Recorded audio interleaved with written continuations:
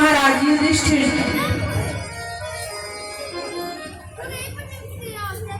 दुखी थे। भगवान ने कहा, भैया आप इस तरह दुखी अच्छे नहीं लगते, कोई वर मांग लो, आपके मन में जो इच्छा हो वो मांग लो।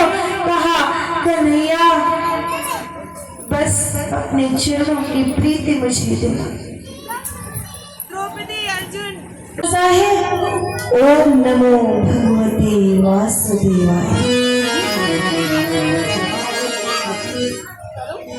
ऋषि मुनि तो चले गए, पर मैं दिन रात उसी मंत्र का जप करता, मन मेरा बिल्कुल नहीं लगता था।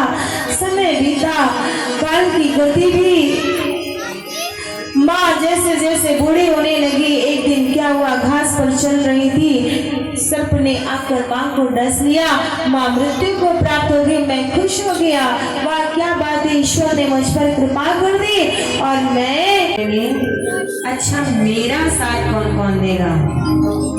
आप दोगे? लगता है किसी को वाणी नहीं मिली है। मिली है तो मुंह खोल करके बोलिए, बोलोगे?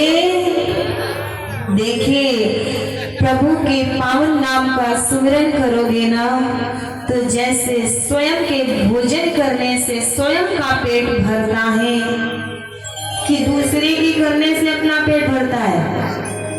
नहीं ना। ऐसे ही भजन स्वयं करोगे तो ही कल्याण होगा, है ना। तो कंजूसी मत करना। बोलोगे? आवाज नहीं आई। बोलोगे? भजन करोगे? चलिए बहुत अच्छा, सभी बहुत अच्छे भक्तगण हैं, सब मिलकर भजन करते हैं।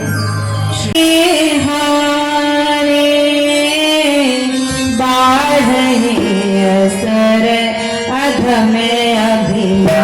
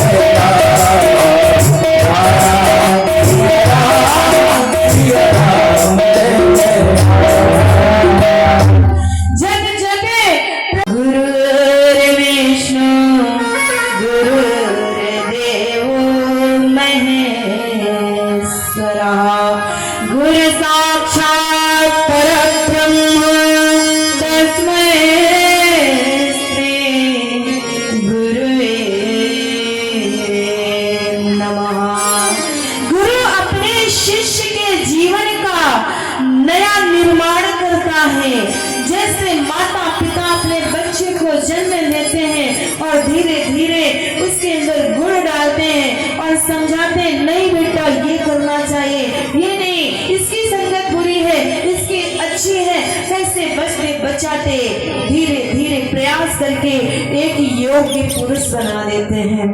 ऐसे गुरु भी भौतिक संसार से शिष्य को खींच करके अध्यात्म की दुनिया में ले जाते हैं और एक दिन उसको परमार्थ का, भगवान के धाम का जाने का अधिकारी बना देते हैं, पाप मुक्त कर देते हैं। तो इसलिए जीवन में अगर अभी तक आप सबने गुरु नहीं किया तो अभी समय है, कर लीजिएगा। बोले वृंदावन बिहारी लाल की संतेश्वर प्रेम दे महाराज जय हो।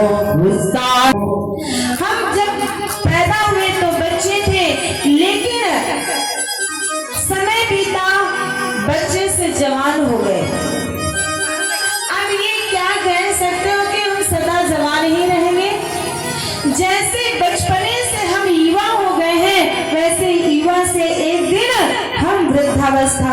प्राप्त हो जाएंगे। लेकिन समय को ना आप पकड़ सके हैं और ना ही हम पकड़ सकते हैं। और वृद्धावस्था से धीरे धीरे एक दिन मृत्यु को भी प्राप्त हो जाएंगे। जानते हुए भी फिर भी मन में ये ख्याल रहता है कि हम कभी नहीं मरेंगे। सोचते हैं कि हम सदा रहेंगे, पर जो दिखाई देता उसे सत्य मानते हैं और जो दिखाई नहीं देता उसे असत्य समझते हैं। दिखाई कौन नहीं देता? ईश्वर। जब हम पैदा नहीं हुए थे तब भी वो था, जब हम पैदा हो गए हैं तब भी वो है, और जब नहीं रहेंगे तब भी वो रहेगा। सत्य की सत्ता कभी समाप्त नहीं होती। वो पहले भी था, आज भी है, आगे भी रहेगा। और सत्य को दबाने के लिए, झुठलाने के लिए लाख प्रयास करते हैं। कभी कोई बात फंस जाती है तो हम झूठ का सहारा लेकर सत्य को दबाने की कोशिश करते हैं, छिपाने की कोशिश करते हैं, तो भी कहीं ना कहीं सत्य उजागर हो ही जाता है। लोग कचहरी में, कोर्ट में, अदालत में जाते हैं, गीता की कसम खाते हैं, हाथ रख करके जो भी बोलूंगा सच बोलूंगा, सच के सिवा कुछ नहीं बोलूंगा। पर जैसे ही समय बीतता है, धीरे धीरे सारे राज खुलने लगते हैं और सत्य फिर से उजागर हो जाता है। बोले सच्चिदानंद भगवान की। तो क्या कहा है? अपना हाथ वेदव्यास जी की ठुड्डी पे लगाया और चतुश्लोकी भागवत का ज्ञान करा दिया और अंतर ध्यान हो गए। उस चतुश्लोकी भागवत से वेदव्यास जी ने 18,000 श्लोक की श्रीमद् भागवत की रचना कर दी। एक सुंदर से पुराण का निर्माण कर दिया। पर इसका अधिकारी कौन होगा? ओ, जो मेरा बहुत समय पहले मेरा जो पुत्र हुआ था, वो तो जन्म लेते ही वैराग्य को धारण करके वन को चला गया था, और हर कोई इसको ग्रहण करने का अधिकारी नहीं। अगर अधिकारी है तो वही जिसके अंदर वैराग्य होगा, जिसके अंदर ज्ञान होगा, जिसके अंदर भक्ति होगी। तो इस योग्य अगर कोई है तो वो मेरा पुत्र ही है। पर पुत्र तो वन में है, आएगा कैसे? तो उसी भागवत पुराण के 10वें स्कंद के 2-4 श्लोक रटा दिए और कहा, जाओ जंगलों में जाकर के इन श्लोकों का इतना गायन करो, इतना गुणानुवाद करो कि जब मेरा पुत्र सुनेगा तो वो लौट कर आएगा। वेदव्यास जी के शिष्यों ने इस श्लोकों को याद किया और वनों में जाकर के गायन करने लगे। एक गुफा में बैठे थे शुकदेव मुनि और देखा कि कोई भगवान की लीलाओं का गान कर रहा है। वर्णापीडं नटवर वपुः कर्णयो कर्णिकारं बिभ्रद्वासा कनक कपिशं जन्मतो बिभ्रद्वासा कनक कपिशं वैजन्ते माला। भगवान गले में वैजंती की माला को धारण करते हैं और तिरछा खड़े होते हैं, हाथ में मुरली ले लेते हैं, मोर का पंख धारण करते हैं और जब तिरछा देखते हैं तो क्या बात है, उनकी तिरछी चितवन से लोग तो घायल नहीं हो जाते। इतने सुंदर दिखते हैं, इतना सुंदर उनका स्वरूप है कि जी करता है कि एक टक इनको देखते ही तुझे देख के जी तेरी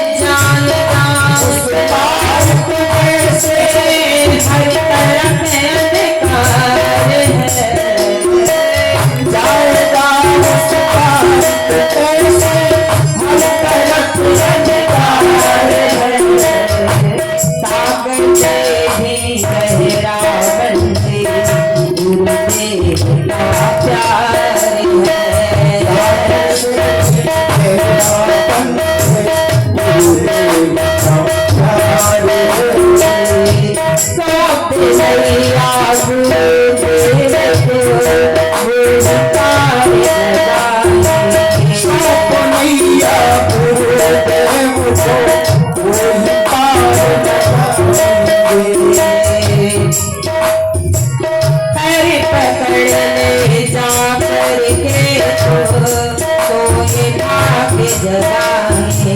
पैर पकड़ ले जा करके तुम भाग जगाएंगे। पापी से भी पापी होए, पाप से भी पापी होए, करते ना इनकार है। पापी से तो पापी होए, करते ना इनकार है। पाप से भी गहरा बंदी, उनसे का प्यार है।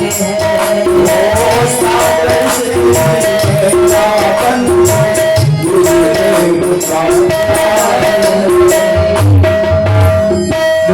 गुरुदेव भगवान की जड़ में जब जल डालेंगे तो धीरे धीरे टहनी में, टहनी से पत्तों में, पत्तों से पुष्पों में, पुष्पों से फल में भी पहुंच जाएगा। तो इसी प्रकार श्री कृष्ण भगवान की आराधना करनी चाहिए, उनसे प्रीति करनी चाहिए। कहते हैं एक साधे सब सधे और सब साधे सब जाए। और ऐसा भी नहीं आज याद कर लिया चलो फिर काम कर लेते हैं जब मौका मिलेगा, नहीं, निरंतर करिए। क्या कहा? अनन्यास अनन्यास चिंतय अनन्यास चिंतयन्तो माम ये जहाँ पर्युपासते तेषां नित्याभियुक्तानां योगक्षेमं वहाम्यहम्। अनन्य गति के साथ भगवान का चिंतन करना चाहिए। अगर निरंतर भगवान का चिंतन करते हो तो भगवान भी उसका योग और क्षेम स्वयं वहन करते हैं। फिर तुम्हें चिंता करने की जरूरत नहीं, भगवान स्वयं सदा उसका कल्याण करते हैं, सब कुछ पूरा करते हैं। बोले सच्चिदानंद भगवान की जय। भगवान का नाम अजन्मा है तो भगवान जन्म क्यों लेते हैं? तो कहा कि भगवान जन्म नहीं लेते, अवतार लेते हैं। और जब जब अधर्म का बोलबाला हो जाता है तब तब भगवान मनुष्य रूप को धारण करते हैं, पृथ्वी पर अवतार लेते हैं। क्या कहा? जब जब हो नारद और तपस्या करते रहे, करते करते एक दिन शरीर छूट जाता है और ब्रह्म लोक को प्राप्त होते हैं। जब ब्रह्म लोक को प्राप्त होते हैं और फिर नया जीवन मिलता है तो कहते हैं उस तप के प्रभाव से अब जब दोबारा जन्म हुआ तो ब्रह्मा जी के मानस पुत्र हुए और नाम पड़ा नारद। और उस तप का ये फल कि मैं बेरोक टोक तीनों लोगों में विचरण करता हूँ। जब जी चाहता है वैकुंठ पहुँच जाता हूँ, जब जी चाहता ब्रह्म लोक पहुँच जाता हूँ और जब जी चाहता है कैलाश पर्वत पहुँच जाता हूँ। तो नारद ये नाम की महिमा का प्रताप है, ये प्रभु के नाम का गुणगान करने का प्रताप है, ये संतों का संग करने का प्रताप है कि आज मैं देवर्षि नारद बन गया। इसलिए हमेशा अच्छी संगत करनी चाहिए, संतों का संग करना चाहिए। कथा भागवत में जाइए, अपने बच्चों को भी लेके जाइए। जब जाएंगे तभी तो संस्कार पढ़ेंगे और जब लेके नहीं जाएंगे इंग्लिश मीडियम में तो पढ़ा देंगे, इंग्लिश बोलनी तो आ जाएगी लेकिन संस्कार नहीं मिलेंगे। ये इंग्लिश मीडियम का जो संस्कार है आज हम परिवारों में दूरियां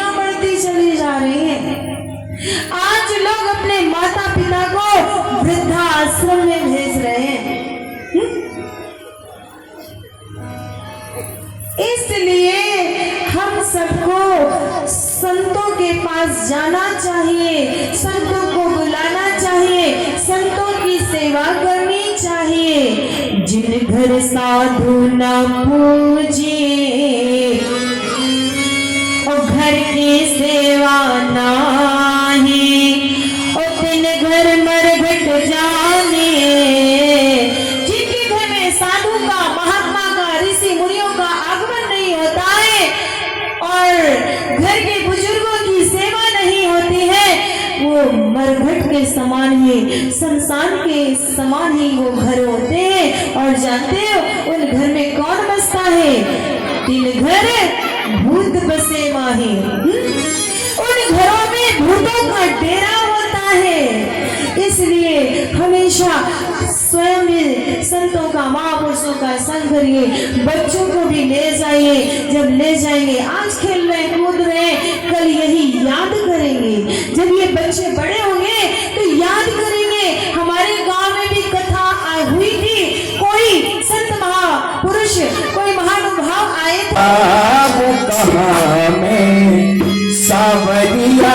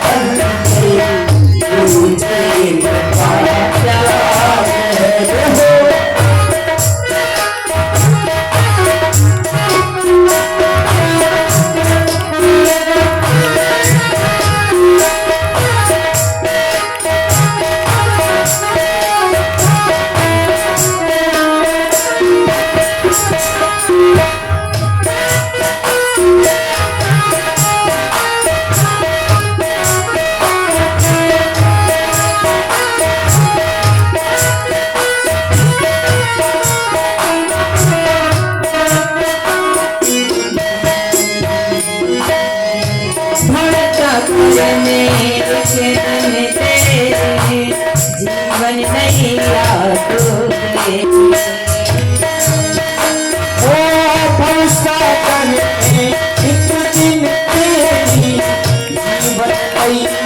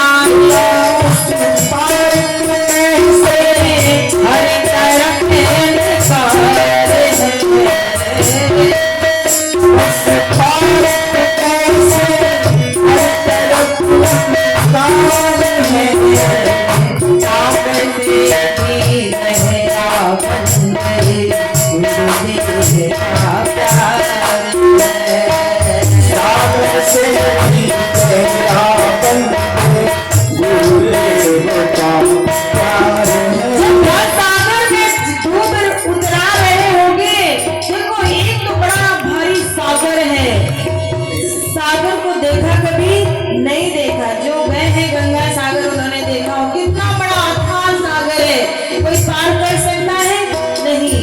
लेकिन ये जो भव सागर है उससे भी बड़ा भव सागर है कि शायद वो सागर तो पार किया जा सकता है, पर ये भव सागर पार करना बड़ा मुश्किल का काम है। और कब पार कर सकते हो, जब किसी संत महापुरुष की शरण में जाओगे और उसका पल्ला पकड़ लोगे तो धीरे धीरे इस भव सागर को भी पार कर लोगे। इसीलिए कहा है भव सागर में एक दिन तेरे जीवन नैया डूबे। सागर में हरे मुरारे हे नाथ नारायण वासुदेवाय। कृष्ण गोविंद हरे मुरारी हे नाथ नारायण वासुदेवा। हरे कृष्ण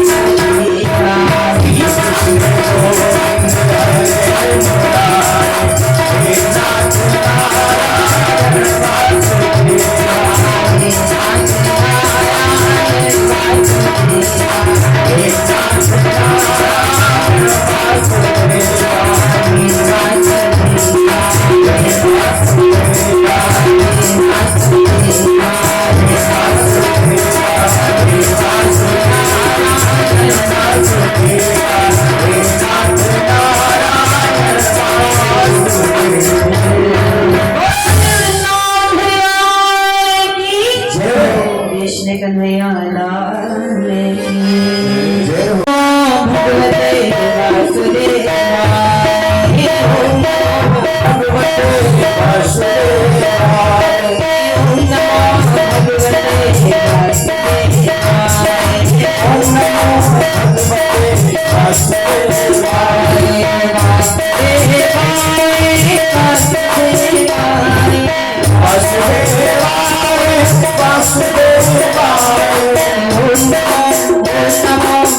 वासुदेवाय,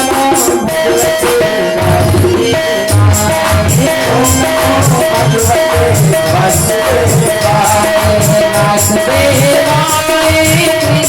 कृष्णचंद्राय, वासुदेवाय कृष्णचंद्राय, कृष्णचंद्राय नंदनंदनाय, कृष्णचंद्राय नंदनंदनाय, ओम नमो भगवते वासुदेवाय, ओम नमो भगवते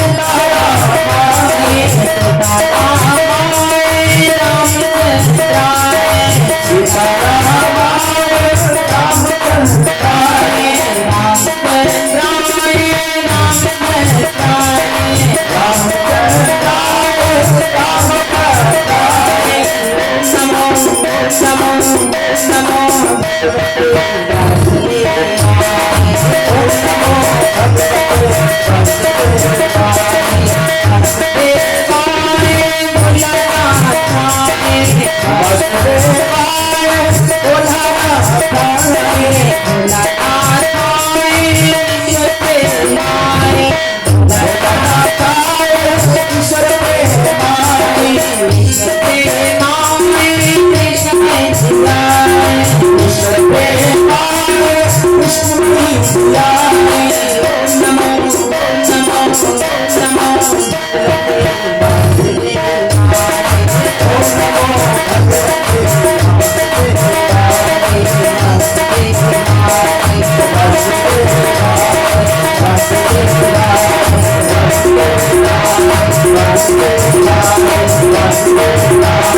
वासुदेवाय, ओम नमो भगवते मुनियों को, गौओं को, ब्राह्मणों को सताने लगते हैं, तब तब प्रभु विविध रूपों में प्रकट होते हैं और जीवों की रक्षा करते हैं। कहते हैं भगवान ने 24 अवतार लिए हैं और उन 24 अवतारों में जिसको जो स्वरूप अच्छा लगे उसी स्वरूप के अनुसार उसी ईश्वर की आराधना करनी चाहिए। ये मनुष्य शरीर ही ऐसा है जिससे हम भजन कर सकते हैं। जैसे घर में लगे हुए ताले को एक चाबी से खोला जा सकता है, ऐसे ही 84 लाख योनियों से मुक्ति पाने के लिए एक ये मनुष्य योनि ही है जो एक ताले का काम चाबी का काम करती है। जब भजन करेंगे तो हमारा इन काम क्रोध लोभ मोह से पीछा छूटेगा और हम मुक्ति को प्राप्त करेंगे। बोले सच्चिदानंद भगवान की, कृष्ण कन्हैया लाल की। भगवान के उन 24 अवतारों में से सबसे अधिक पूजनीय 2 ही अवतार हैं। कौन कौन से? एक मर्यादा पुरुषोत्तम श्री राम और दूसरा अवतार किसका है? दूसरा किसका है? वृंदावन बिहारी लाल, बाकी बिहारी लाल।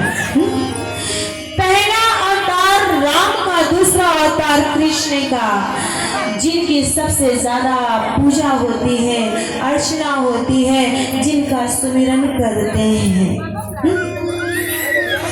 तो भगवान का जन्म नहीं अवतार होता है। सोनक आदि ऋषियों ने कहा कि वेद व्यास जी और देवर्षि नारद का समागम कहाँ पर हुआ? कहा सरस्वती नदी के तट पर वेद व्यास जी बैठे हुए थे और बहुत ही चिंतातुर थे।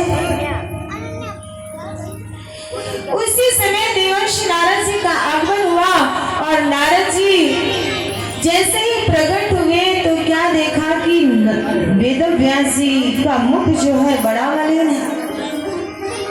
व्यास जी ने नारद जी को देव ऋषि समझ करके बड़ा सम्मान किया, सत्कार किया, आसन दिया, विराजमान हुए। पर नारद जी ने प्रश्न कर दिया कि बात क्या है? तुमने तो बड़े बड़े वेदों का निरूपण किया है, महाभारत जैसे ग्रंथों का निर्माण किया है, फिर भी तुम्हारा मुख मलिन क्यों है? तो वेद व्यास जी ने स्वयं कहा, पता नहीं, यही बात तो मैं भी नहीं समझ पा रहा हूँ कि मैंने जीवन में इतना धर्म का निरूपण किया, फिर भी मेरा मन खुश क्यों नहीं, संतुष्ट क्यों नहीं है, मन मेरा शांत क्यों नहीं है। ऐसे हम सबकी भी गलती है, बहुत करते हैं लेकिन फिर भी मन खुश नहीं रहता। तो नारद जी ने कहा कि देखो वेद व्यास जी, तुमने जीवन में धर्म का निरूपण तो किया, महाभारत जैसे ग्रंथ की रचना तो कर दी, बड़े बड़े वॉल्यूम 6 खंड है, लेकिन धर्म के ही जैसे भगवान की लीलाओं का निरूपण नहीं किया, उनका गायन नहीं किया, उनका वर्ण भगवान के चरणों से प्रीति करना। काम भी करिए लेकिन गोविंद के चरणों से प्रीति करिए। लेकिन उल्टा होता है, हम काम करते हैं तो अपने मन को भी काम में ही दे देते हैं और भगवान को भूल जाते हैं। जो गोपियां थी दिन रात काम भी करती थी लेकिन भगवान की याद नहीं भूलती थी। एक गोपी एक बार वृंदावन के यमुना के तट पर बैठ करके नारायण का ध्यान कर रही थी। चंचल मत होइए, जितना एकाग्र होकर कथा श्रवण करेंगे उतना ही समझ में आएगी। गोपी नारायण भगवान का, विष्णु भगवान का ध्यान कर रही थी। देवर्षि नारद जी का आगमन हुआ तो नारद जी ने देखा कि ये ओम नारायणाय नमः, ओम नारायणाय नमः, ओम नारायणाय नमः। बात क्या है? सारी दुनिया कृष्ण का जप कर रही है और ये नारायण का ध्यान लगा रही है। क्या बात है? जब गोपी के समीप पहुंचे तो पूछा कि देवी क्या बात है, तुम कृष्ण को छोड़कर सारी दुनिया ब्रजवासी और मथुरावासी सभी कन्हैया को भजते हैं और तुम नारायण को भज रहे हो, क्या कारण है? कहा देखो बात ये है कि जब मैं घर में भोजन बनाती हूँ तो भोजन बनाते बनाते मुझे कन्हैया याद आ जाता है और मेरा मन उस कन्हैया के पास चला जाता है। अब दाल में डालना नमक होता है, दाल चीनी देते हैं। मैंने एक बार कन्हैया से कहा, कन्हैया देख तू इतनी बांसुरी मत बजाया कर, जब तू बांसुरी बजाता है ना तो मेरा मन तेरी ओर खींचा चला जाता है और मैं सब कुछ भूल जाती हूँ। डालना कुछ होता है, कुछ पड़ जाता है। तो कन्हैया ने भी कहा देख, अगर तू मेरा स्मरण करती रहेगी और भोजन बनाएगी तो खट्टा ना कर पाऊं, पर आप ले लेना। महाराज जनक ने सुखदेव मुनि को 7 दिन तक धूप में खड़ा कर रखा। 7 दिन धूप में खड़े रहने के बावजूद भी सुखदेव मुनि के चेहरे पर जरा सा भी क्रोध नहीं। देखा क्रोध में विजय प्राप्त कर ली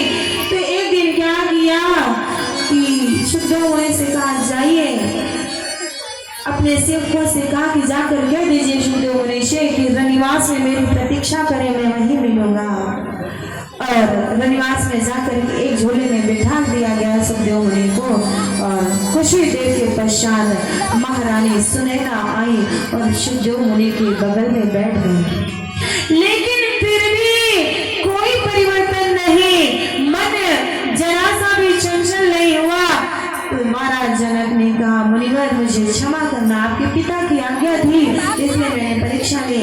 आप मेरे द्वारा ली हुई परीक्षा में पास हो गए। और सुखदेव मुनि पिता के पास पहुंचते और पिता ने अपने पुत्र को आज श्रीमद् भागवत महापुराण का ज्ञान दिया।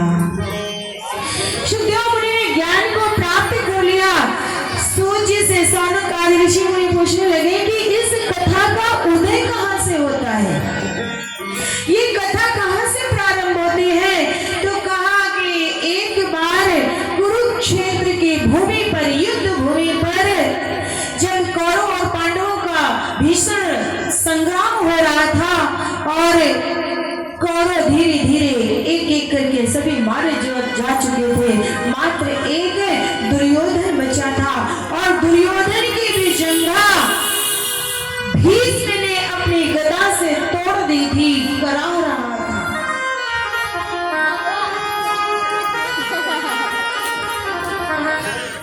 रहा था। द्रोणाचार्य का पुत्र है अश्वत्थामा। अश्वत्थामा अपने मित्र दुर्योधन